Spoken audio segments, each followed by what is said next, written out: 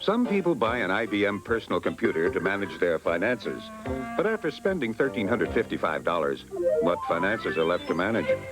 Others think one of those tiny computers will do.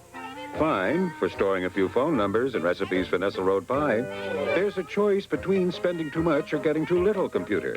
The Commodore 64 gives you as much memory as the IBM at less than half the cost. Commodore computers in more homes than any other home computer.